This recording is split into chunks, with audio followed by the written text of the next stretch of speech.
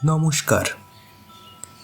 আমাদের আজকের গল্প দেবাশিস বন্দ্যোপাধ্যায়ের লেখা পায়ের আওয়াজ। শুরু হচ্ছে আজকের গল্প পায়ের আওয়াজ। অরিত্র একদম বদলে যাচ্ছে, আমরা ওকে বুঝতে পারছি না। সারাক্ষণ অন্যমনস্ক থাকছে, কোনো কিছুতে আগ্রহ নেই। বড়দিনের ছুটিতে ফিরে পর্যন্ত এমন আচরণ করছে। হঠাৎ কি যে হলো, আমরা খুব টেনশনে আছি। সম্ভব হলে একবার এসো না বাবা, তোমার বন্ধু, তুমি যদি কিছু বুঝতে পারো। অরিত্রর মায়ের গলায় এতটাই উৎকণ্ঠা ছিল যে না গিয়ে পারলাম না।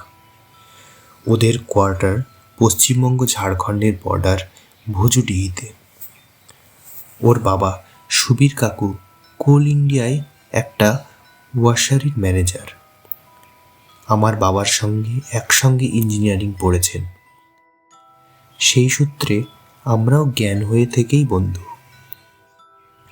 আবাসনের আশপাশের এলাকায় কোনো ভালো স্কুল না থাকায় অরিত্র আমাদের ধানবাদের বাড়িতে থেকে পড়াশোনা করে। আমরা প্রতিদিন সকালে হুটোপাটি করে প্রস্তুত হয়ে স্কুলে দৌড়ই, বিকেলে একই মাঠে ছক্কা হাঁকাই, আর রাত্রে ঘুমোতে গিয়ে এক বিছানা থেকে অন্য বিছানায় প্রশ্ন ছুড়ি, কিরে ঘুমোলি নাকি? রাত গভীর হয়, সব গাড়ির আওয়াজ থেমে যায়, এটা ওটা আইডিয়া চালাচালি করতে করতে। সকালের প্রাইভেট স্যার এসে বসে থাকেন। বড়দের বকুনি লেখা হয়ে যায় কপালে। আমি অপমানে মুখ গোমড়া করে থাকি। অরিত্র হাসি খুশি সবসময়। সেই ছেলের আচমকা পাল্টে যাওয়া দুশ্চিন্তার বিষয় অবশ্যই। বাবা ভাগা স্টেশনে ট্রেনে তুলে দিয়ে গেলেন। সুবীর কাকু রিসিভ করে নেবেন ভুজুডিহি স্টেশন থেকে। বিকেল 4:30 লোকাল ছাড়তে ছাড়তে 5টা বাজল। ছোট ছোট পাথরের টিলার কোল ঘেঁষে ট্রেন এগোতে শুরু করার সঙ্গে সঙ্গেই জানলা দিয়ে ঠান্ডা হাওয়া এসে ছুঁয়ে গেল। হিমের কনকনে পরশ বোধহয় একেই বলে। ভিতরে হাফ গেঞ্জি, ওপরে ফুল জ্যাকেট, তবু হাওয়া এসে কাঁপিয়ে দিয়ে যাচ্ছে। আমি জানলা নামিয়ে দিলাম। এই পাথুরে এলাকার শীত অন্যরকম। ট্রেন ছাড়ার সময় একবার সুবীর কাকুকে ফোন করে দিয়েছি। অরিত্রকে আমার আসার খবরটা জানানো হয়নি, সেটা সারপ্রাইজ হবে ওর কাছে। কাকু বলেছিলেন, তুমি এসে কথা বলো, ওর মধ্যে কোনো উদ্দীপনা টের পাবে না। মনে হচ্ছে ছেলেটা সত্যিই কোনো সমস্যায় পড়েছে। শীতের বেলা কখন যে ফুরিয়ে গিয়েছে কামরার ভেতর থেকে বুঝতেও পারিনি। ট্রেন থেকে নেমে দেখলাম ভুজুডিহি স্টেশন প্রায় জনশূন্য। ট্রেন এসে চলে যাওয়াতে তার কোনো পরিবর্তন নেই। গুটি কয়েক স্থানীয় লোকজন ট্রেন থেকে নেমে প্ল্যাটফর্ম ডিঙিয়ে কোথায় যে হাওয়া হয়ে গেল বোঝা গেল না। ওভারব্রিজে আমি একাই।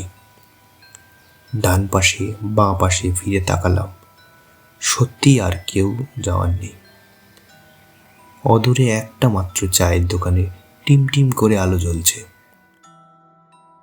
হঠাৎ পেছনে কোনো ভারী বুটের শব্দ শুনতে পেলাম। ঘাড় ফিরিয়ে ঠিক পেছনে কাউকে দেখতে পেলাম না। একটা লাইট পোস্টের নিচ থেকে অরিত্র দৌড়ে এসে আমাকে জড়িয়ে ধরল। অবাক হলাম, ওর তো আসার কথা ছিল না, তাহলে খবরটা ওর কাছে চেপে রাখা যায়নি। আমি আসছি শুনে ও লাফিয়ে চলে এসেছে। ভিতরে ভিতরে যথেষ্ট সন্তুষ্ট হলাম। গাড়িতে বসেই জিজ্ঞেস করলাম, কাকিমা ওভাবে টেনশন করছিলেন, হঠাৎ কি হলো তোর? কিছু না মা, এমনি বেশি চিন্তা করেন। কিছু না বললে হবে, নিশ্চয়ই কোনো সমস্যা হয়েছে। কি সেটা বল আমাকে। সেটা তুই বিশ্বাস করবি না। কথাটা বলে অরিত্র কেমন যেন রহস্যময় হয়ে গেল। আমি ঠিকমতো উত্তর না পেয়ে কাঁচের বাইরে তাকালাম। পিচ রাস্তাটা সামনে বাঁক নিয়েছে। ওপাশে পলাশ, শিমুল আর কুল গাছের ঝোপঝাড় ক্রমশ ঘন হয়ে জঙ্গলের আকার নিয়েছে। ওদিকে হাঁটা পথে কিছুটা গেলে একটা পাথুরে নদী পড়বে। সেখানে স্বাধীনতার আগে ইংরেজরা একটা বাঁধ দিয়েছিল। সে বাঁধ এখন ভেঙে চুরে গিয়েছে। নদীও নিজের পথ করে নিয়েছে। সাহেবদের বসবাসের চিহ্ন হিসেবে রয়ে গিয়েছে প্রায় মাটিতে মিশে যাওয়া কিছু পরিত্যক্ত ঘরবাড়ি ও কটেজ। আগের বছর যখন এসেছিলাম ওখানে ঘুরতে গিয়েছিলাম। বেশ মনোরম জায়গা। সাহেব বাঁধের ওদিকটায় একটা স্টিল কোম্পানি জমি অধিগ্রহণ করেছে।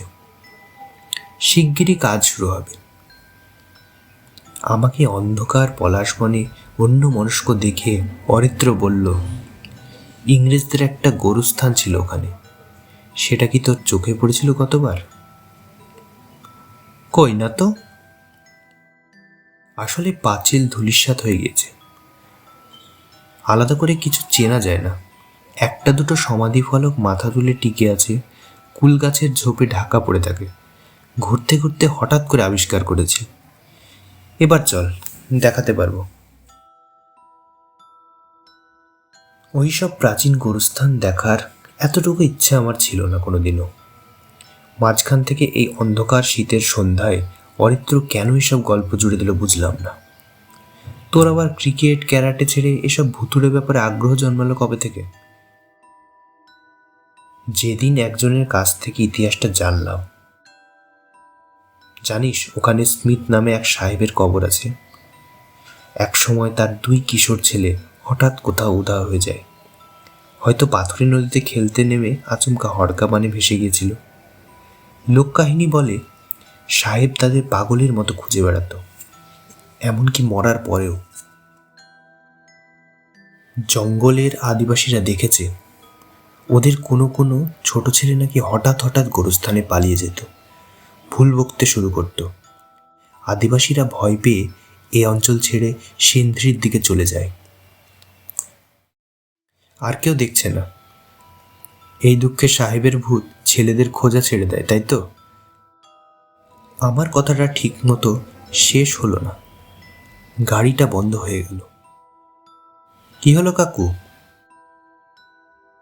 ये पुरानो एम्बेसडर कब कैसे बिगड़ जाता है क्या मालूम। ড্রাইভার বকবক করতে করতে বেরিয়ে গিয়ে গাড়ির ইঞ্জিনের ওপর ঝুঁকে পড়ল। আমরা কিছুক্ষণ অপেক্ষা করে বিরক্ত হয়ে গাড়ি থেকে নেমে এলাম। কোলওয়াসারির আবাসন এখনো বেশ কিছুটা দূরে, হেঁটে চলে যাওয়া সহজ হবে না।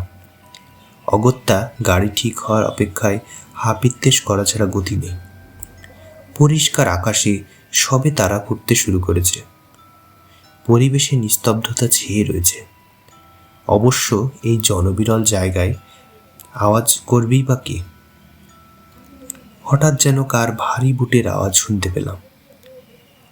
চমকে রাস্তার দিকে চেয়ে রইলাম কেউ আসছে কিনা দেখার জন্য। না দেখতে পেয়ে অস্বস্তিতে পড়ে গেলাম।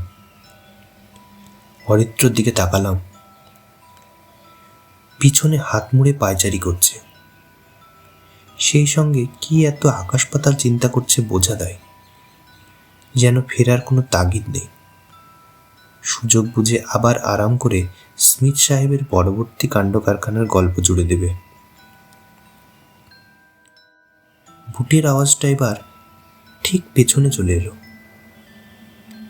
কে আসছে? আমি চকিতে ঘাড় ফেরালাম।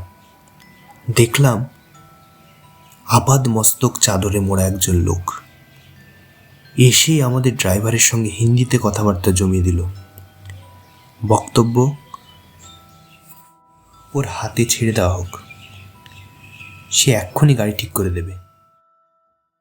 বাস্তবে অদ্ভুতভাবে হলেও তাই। লোকটা কী সব ঠোকাঠুকি করে গাড়ির স্টার্ট দিয়ে ফেলল। তারপর বিনা আমন্ত্রণেই ড্রাইভারের পাশে বসে আমাদের সঙ্গী হয়ে গেল। মিনিট 15 পর আমরা ওয়াসারির আবাসনের গেটে চলে এলাম। কিন্তু সিকিউরিটি এসে গেট খুলে দেওয়ার আগেই অরিত্র বলে উঠল, চল আমরা এগোই, ওরা গাড়িটা গ্যারেজে নিয়ে গিয়ে সার্ভিস করে নিক বলেই আমাকে প্রায় হিড় করে টেনে গাড়ি থেকে নামিয়ে নিল। বাপরে, অরিত্রর গায়ে জোরও বেড়েছে বটে। হাতে ব্যথা লাগিয়ে দিল। না, ছেলেটাকে একটু বাজিয়ে না দেখলেই চলছে না। কাকিমা যেমনটা বলেছিলেন ততটা না হলেও আমার একান্ত চেনা ছেলেটা অনেকটাই অন্যরকম হয়ে গেছে। অরিত্রর সঙ্গে ওদের কোয়ার্টারে পা রেখেই সারা সফরে ঘটে যাওয়া টুকটাক ঘটনাগুলো কেমন খটকা হয়ে মাথায় আটকে গেল। কাকিমা যা বলতে চাইছিলেন তার মোদ্দা কথা, কাকু আমাকে স্টেশনে আনতে গিয়ে খুঁজে পাননি, মোবাইলেও সাড়া পাননি। দুশ্চিন্তায় তিনি এখানেও আমার বাড়িতে ফোন করেছেন। বাড়ির লোকেরা আমাকে ফোন করার চেষ্টা করেও পায়নি। অর্থাৎ ভালো রকম ঘোট পেকেছে। কাকিমা অরিত্রকে বকাবকি করতে করতে সুবীর কাকুকে আমার আসার খবরটা জানালেন। ধানবাদে বাবা মাকেও জানালেন। আমি গোটা ব্যাপারটায় অবাক হয়ে গেলাম। অরিত্র কাউকে না জানিয়েই আমাকে আনতে চলে গেল, নিজের মোবাইল বাড়িতে ফেলে। কিন্তু আমারটাই বা কি হলো? এদিকে নেটওয়ার্ক নেই এমন তো হওয়ার নয়। পকেটে হাত গলালাম। কোথায় মোবাইল? হারালো না চুরি হয়ে গেল? আচমকা বিব্রত হয়ে পড়লাম। হঠাৎ অরিত্র হা হা করে হাসতে হাসতে গড়িয়ে পড়ল। তারপর একটু দম নিয়ে বলল, কেমন চমকে দিলাম? আমাকে সারপ্রাইজ দেওয়ার মতলব করছিলে? ভেবেছিলে আমি জানতে পারবো না? এখন সবাইকে ঘাবড়ে দিলাম কি না? এই বলে সে আমার মোবাইলটা বাড়িয়ে দিয়ে বলল, সরি, স্টেশনে তোকে জড়িয়ে ধরার সময় পকেট মেরে সুইচ অফ করে রেখেছিলাম, কিছু মনে করিস না, সবটাই এই গোলমাল পাকানোর জন্য। অরিত্রর দুষ্টুমি সবাই উপভোগ করছে বলে মনে হলো না। বিশেষ করে খাবার টেবিলে সুবীর কাকুকে বেশ ক্ষুব্ধ মনে হলো। তাই আমিও এই নিয়ে যা হয়েছে মজাই হয়েছে গুছে শুকনো হাসি হেসে থেমে গেলাম। আসলে অনেক কিছুই রাস্তায় আসার সময় দাগ কাটেনি। এখন ডিনারের পর লেপের তলা এসে মনে হতে লাগলো। কিছু কিছু ঘটনা যথেষ্ট অদ্ভুত।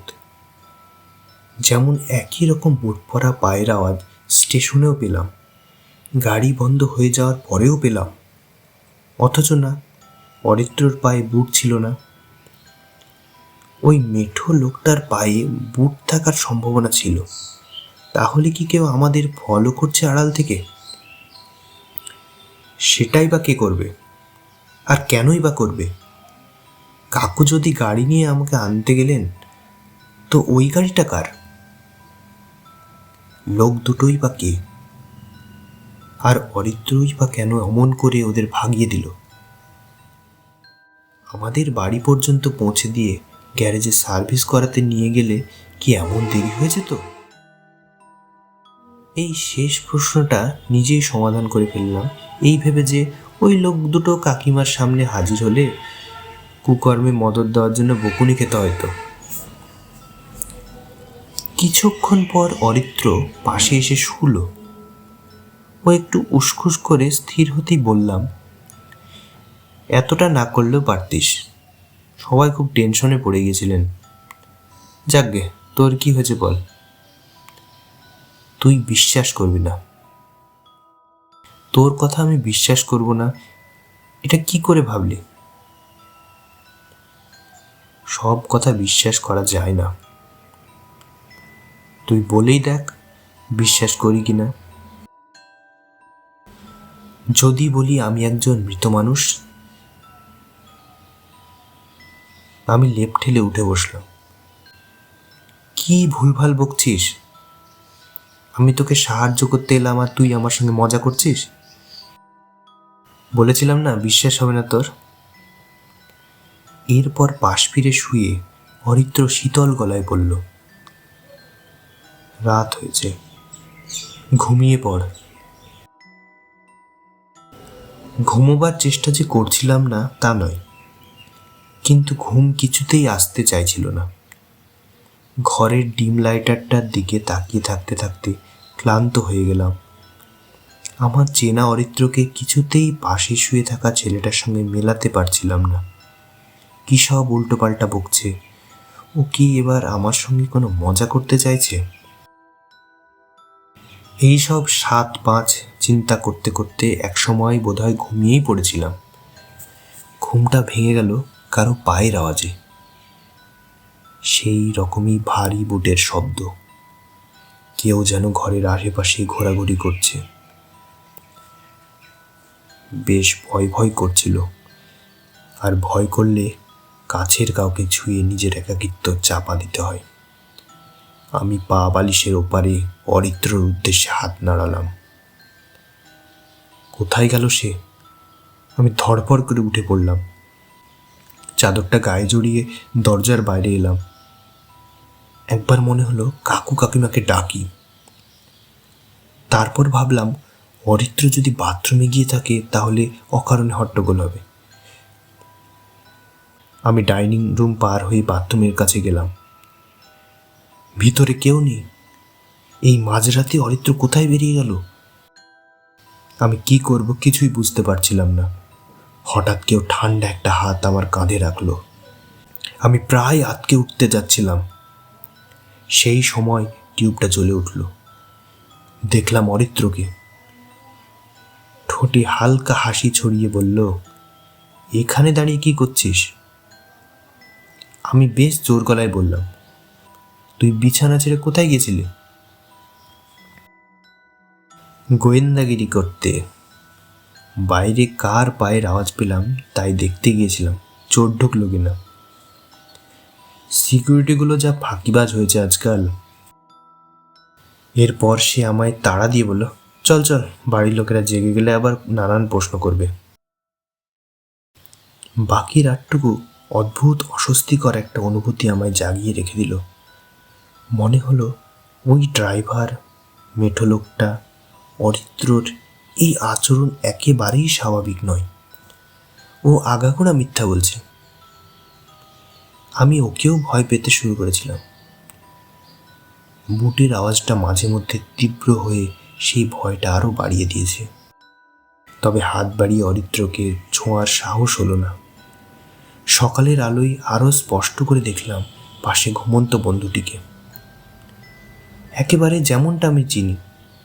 যেমন জেগে উঠে আলসেমি ভেঙে জিজ্ঞেস করে, সাত সকালে উঠে পড়েছিস কেন? উত্তরে যদি বলি 8টা বাজলো, চোখগুলো গোল গোল করে বলবে তারপর শুরু করে দেবে হুড়োহুড়ি দৌড়াদৌড়ি। সকালটুকু একসঙ্গে কাটানোর পরও কাজের কথা কিছু না এগোনোয় ঠিক করলাম অরিত্রের উপর আড়াল থেকে নজর রাখব। কিছু একটা ব্যাপার আছে, ও যেটা নিশ্চিতভাবে লুকোচ্ছে। রাতের ঘুমের কিছুটা দুপুরে পূরণ করতে গিয়ে বিকেল 5টায় ঘুম ভাঙল। কাকিমাকে জিজ্ঞেস করে জানলাম আমি ঘুমোচ্ছি দেখে অরিত্র একাই কোথাও বেরিয়েছে। শীতের পোশাক চড়িয়ে আমি বেরিয়ে পড়লাম। আমার মন বলছিল অরিত্র সাহেববাদের দিকে গিয়েছে, কারণ ওই একটা জায়গার নামই আমি এ যাত্রায় ওর মুখে শুনেছি। পিছনের গেট দিয়ে শর্টকাট করে নদীর পথে পা বাড়ালাম। ছোট ঝোপঝাড়ের পাশ দিয়ে ফাঁকা রাস্তা। সারাদিনে কিছু ট্রাক্টর যাতায়াত করে নদী থেকে বালি তুলতে। মিনিট 25 হাঁটার পর আমি পরিত্যক্ত বাঁধের কাছে পৌঁছলাম। সূর্য পশ্চিমে ঢলে আসছে। যা সন্ধ্যার করার অন্ধকার নামার আগে তাড়াতাড়ি করতে হবে। এদিক ওদিক ভালো করে চোখ বোলাতে বোলাতে চমকে উঠলাম। সামনে পাথরটার পাশে একজোড়া বুট। গায়ের রোম খাড়া হয়ে উঠল। স্পষ্ট শুনতে পেলাম আমার পেছনে একসঙ্গে অনেক বুটের আওয়াজ, যেন অনেকে আমার দিকে এগিয়ে আসছে। আমায় পালাতে হবে, কিন্তু কোন দিকে পালাবো? কাউকেই তো দেখতে পাচ্ছি না। শুধু আমার সামনে পিছনে বুটের আওয়াজ আরও জোরে প্রকট হতে লাগলো। আমি দৌড়তে চাইছিলাম, কিন্তু পা যেন এগোচ্ছিল না। মুহূর্তে বুট সমেত একজোড়া পা আমার দিকে এগিয়ে এলো। চোখ তুলে দেখলাম অরিত্র একটা ছোট 2 চাকার ময়লা ফেলার ঠেলাগাড়িতে সাদা কাপড়ে মোড়া লম্বা কিছু গড়িয়ে নিয়ে আসছে। আমি পাগলের মতো চিৎকার করে বললাম, তুই কি করছিস এখানে? এটা একটা ভুতুড়ে জায়গা। অরিত্র নির্বিকার ভাবে বলল, এটা মৃতদের জায়গা। তারপর আমার দিকে কড়া দৃষ্টিতে তাকিয়ে আদেশ করল, এটা ঠেলে নিয়ে যা ওই গর্ত পর্যন্ত। আমি ফলক দুটো নিয়ে আসছি। স্মিথদের সবাই এখানে শুয়ে রয়েছে, শুধু হারানো কিশোর দুজনকে শান্তিতে ফিরিয়ে দেওয়া হলেই পরিবারটা সম্পূর্ণ হবে। আমি বোধহয় সম্মোহিত হলাম। অরিত্রর দেওয়া ঠেলাটা ঠেলে নিয়ে চললাম। অরিত্র আমার পিছনে পিছনে পাথর হাতে। একটু এগিয়ে দেখলাম একজন শুটবুট পরা ভদ্রলোক গর্ত করে ফেলেছেন। আমাকে দেখে তিনি কোদাল হাতে উঠে দাঁড়ালেন। লাল চামড়া, বাদামি চুলের সাহেব গর্তটা ইঙ্গিত করে বললেন, My boys, come here. কেঁপে উঠলাম। তাতে হাত ফসকে ঠেলাটা আপনি গড়িয়ে গেল। আমি টাল রাখতে না পেরে পড়ে গেলাম গর্তের সামনে। হেলে পড়াই ঠেলার উপর রাখা মোড়কটার সাদা কাপড় সরে গিয়েছে। আমি ভয়ে বিস্ময়ে দেখলাম সেখানে অরিত্রই শুয়ে। তাহলে আমার পিছনে কে? ঘাড় ঘোরাতে চেষ্টা করলাম, কিন্তু আমার চোখের সামনেটা কেমন অন্ধকার হয়ে গেল।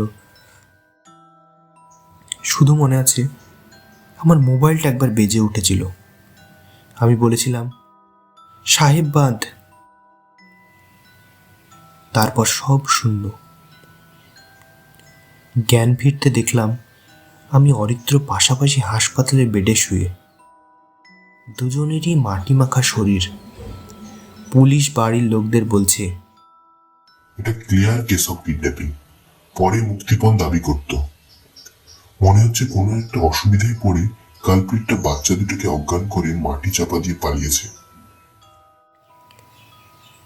পরের দিন মানসিক ধকল থেকে আমাদের মুক্ত করার জন্য সাইকিয়াট্রিস্টের কাছে নিয়ে যাওয়া হলো। তারপর বাড়ি। অরিত্র এলো না। ওকে সুবীর কাকু কলকাতার কোনো এক বিখ্যাত নিউরো সার্জনের কেয়ারে রেখেছেন। ওর নাকি লম্বা চিকিৎসার প্রয়োজন। খুব মন খারাপ করছিল ওর জন্য। কম্পিউটারে বসে নেট ঘেঁটে দেখলাম কোর্টার্ড সিন্ড্রোম নামে এক ধরনের জটিল আংশিক এপিলেপসি আছে, যেখানে মানুষ নিজেকে মৃতও ভাবতে পারে। অরিত্র কি সেই কারণেই নিজেকে মৃত ভাবত? তা থেকেই ওই স্মিথ সাহেবের জগৎকে জেনেছিল, তাদের সঙ্গে জড়িয়ে পড়েছিল। কিন্তু আমাদের ওইভাবে গোরস্থানে ফেঁসে যাওয়ার রহস্যটা, যা দেখেছিলাম কাউকে বলতে পারিনি। এই অবিশ্বাস্য ঘটনাটা মনে করতেও ভয় করে। আমি চাই অরিত্র এসব ভুলে যাক। ওই সব দুঃস্বপ্নের পদধ্বনি আমাদের জীবন থেকে মুছে যাক চিরতরে।